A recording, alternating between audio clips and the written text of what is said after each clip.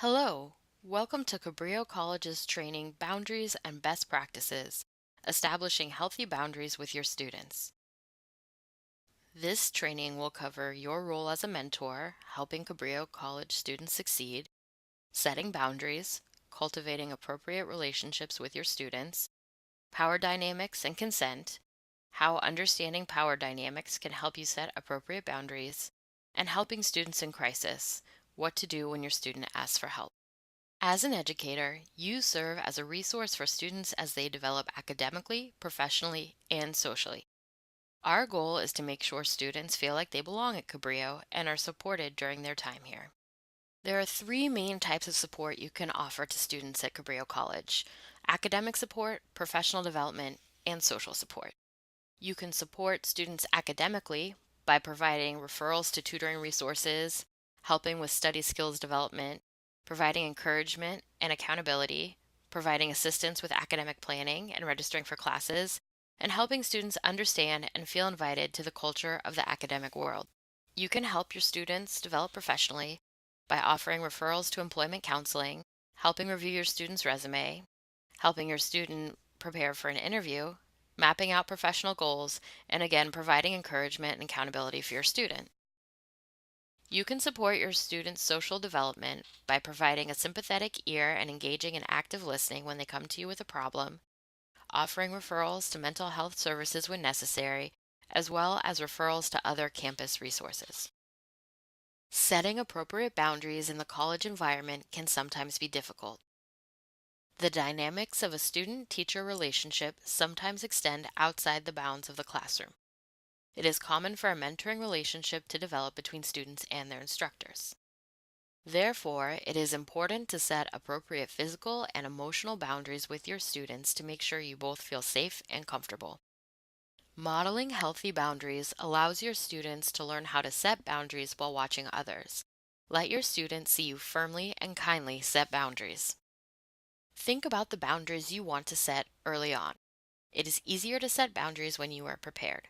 For example, if you know ahead of time that you only hold office hours on campus, you will be ready to respond if a student asks to meet at a cafe off campus. Talk to your students about boundaries. It is important to share your boundaries with each other and agree to be respectful of each other. This helps manage expectations. Be consistent. People need boundaries to feel safe and understand social expectations. If you are not consistent, it can be confusing and uncomfortable. It's important to establish appropriate physical boundaries with your students. It may be instinctual for you to want to comfort someone who is having a hard time with a hug or a pat on the shoulder, but not everyone responds to physical touch in the same way.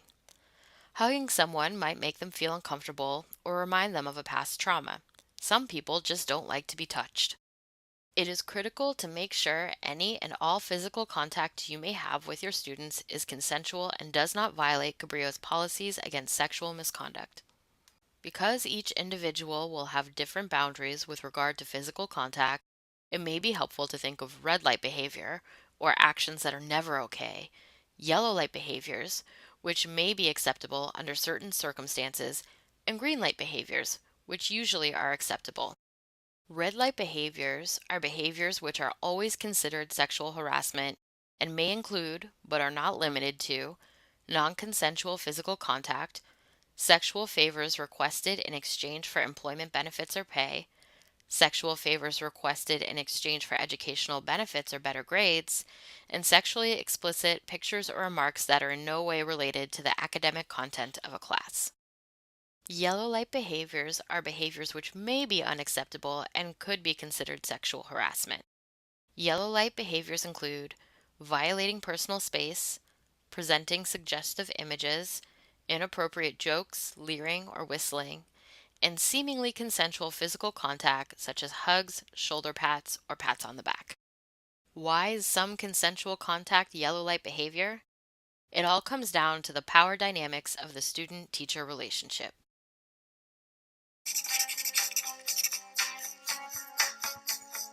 Okay. I think human nature is to like just make them like you or do things in their favor. There was a time when we ran out of some really bold coffee, and my manager was just like, just give them the light one. Like, they're not going to know. Coffee is coffee. I kind of felt bad because it wasn't what they wanted and wasn't what they were paying for. But I was like, okay, well, if the manager says yes, then here's the bold coffee. If it's an authority figure, like a boss that you really like, or you really need to like you, that I have a tendency to commit to something without thinking about what else I have. So if a boss asks me to stay late, I may say, yes, of course I can, because I want to do this project right. I want to make sure you like it. It's ready when you want it to be, without thinking about previous engagements I've made to other people and disappointing other people in my life, or attending to my own needs, which can kind of conflict with what I actually need to do outside of my job. As a freshman, I got elected to student government as a business school representative, and I would just feel so much pressure to please the executive board. Right away, I found myself in a situation where maybe I was voting to please the executive board and to make them think well of me, so that I would get certain perks and promotions. It's one of those things where it's unconscious until it comes to fruit, and then afterwards, you're very conscious of what you just did. Your students view you as an authority figure. Differences in age, professional status, and education level place you in a position of authority. We are socialized to defer to authority figures. From an early age, we have a desire to please people in charge. This may result in a person agreeing to do something they do not want to do because they think it will please the authority figure. Consent must be voluntary. Under California law, consent must be affirmative, conscious, and voluntary. Is consent voluntary if one person feels obligated to defer to the other? A person's boundaries may vary from day to day. Remember, consent must be ongoing. Just because someone consented to a hug on Monday does not mean they consent to a hug on Tuesday. Check in to make sure all physical contact is consensual. Green light behaviors are behaviors which are likely acceptable. Green light behaviors include fist bumps, high fives, and handshakes. Now that we've covered how to establish healthy boundaries, we will look at helping students in crisis, what to do when a student asks for help. Oftentimes, a student in crisis may have trouble asking for help. The student may feel like you won't believe what they tell you. They could also feel that the person who they report will retaliate against them. A student may also feel weak for asking for help, or they may feel like the incident was partially their fault and be experiencing shame or self-blame about the incident. The student may feel like their problem isn't serious enough to report, or they may not know how to ask for help. We can combat some of these roadblocks by supporting our students when they come to us with a problem. If a student is experiencing self-doubt, you can provide reassurance that many people have lapses in memory or are uncertain whether what happened is serious enough to report after experiencing a traumatic event. Remind students that they have the option to make confidential disclosures to a licensed counselor if they feel uncomfortable talking to you about the incident. If the problem involves someone in your student's social circle, he or she may fear social ostracism for speaking out. Discuss campus policies against retaliation and/or refer the student to campus resources. Above all else, avoid victim-blaming behavior when a student comes to you for help. Avoid asking speculative or interrogatory questions. It's not your job to investigate or make judgments about what happened. Sometimes, a student may ask if you can keep your conversation with them confidential. As a responsible employee, sometimes you will have obligations to let other people know what the student tells you. For example, Title IX requires all responsible employees to report any instance of sexual misconduct of which they are aware to the college's Title IX coordinator. As an instructor, you are a responsible employee. Even though you may have to share the student's information with other people on campus, you can assure the student that their information will be kept private and only shared on a need-to-know basis. The confidential counselors at Student Health Services are the only confidential resources on campus. This means they are not required to share information with others on campus. There are also several other confidential resources available to our students in the community, including Monarch Services, the Diversity Center, and the Walnut Avenue Women's Center. Most importantly, support your student's choice in how they'd like to proceed. Whether your student decides to open up to you or speak to a counselor or not say anything at all, support your student's choice and let them know you will be there to listen in the future should they want to talk.